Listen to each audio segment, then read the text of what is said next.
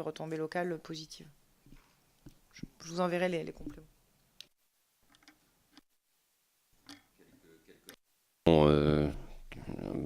Sur les différents points évoqués.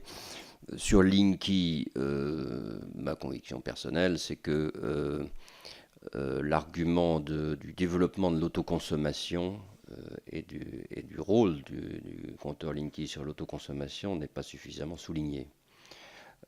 Or, c'est quand même l'outil important pour développer l'autoconsommation dans de bonnes conditions. Et cet argument-là, à mon avis, devrait être davantage souligné parce qu'on est quand même sur une dynamique où, en principe, même s'il y a encore beaucoup de facteurs qui limitent ou gênent le développement de l'autoconsommation, mais en principe, c'est une voie d'avenir. Ça intéresse beaucoup de gens, ça mobilise beaucoup de gens, et donc, et y compris des gens qui sont assez sensibles à des argumentaires sur le sujet de Linky. Et donc, je pense que cet élément-là me paraît assez important y compris dans le fait ensuite de profiter de l'outil Linky dans des bonnes conditions. Sur les problèmes d'acceptabilité que vous avez évoqués sur l'éolien et sur la méthanisation, ils sont réels. Vous les connaissez très bien, on en connaît aussi évidemment. Nous, notre sentiment, et on a fait plusieurs travaux là-dessus, c'est qu'on a un vrai sujet en France de décentralisation énergétique.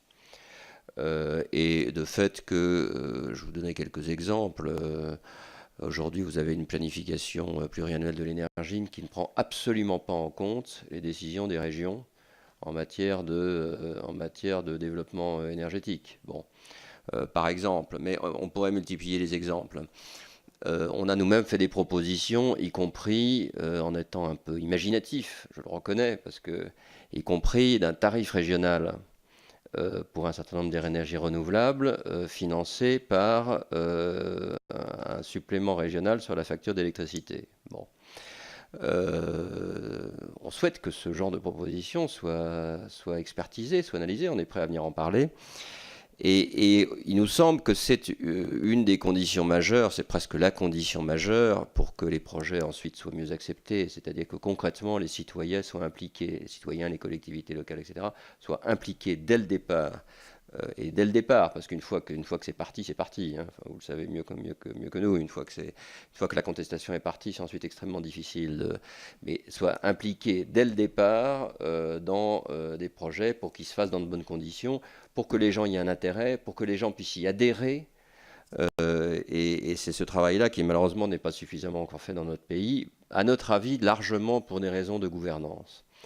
Et je terminerai par là, notre sentiment c'est que on n'a pas encore tiré toutes les conséquences du fait que, quoi qu'on en dise, et je ne prends absolument pas parti sur des sujets d'énergie centralisée, mais quoi qu'on en dise, l'avenir c'est le développement d'énergie décentralisée.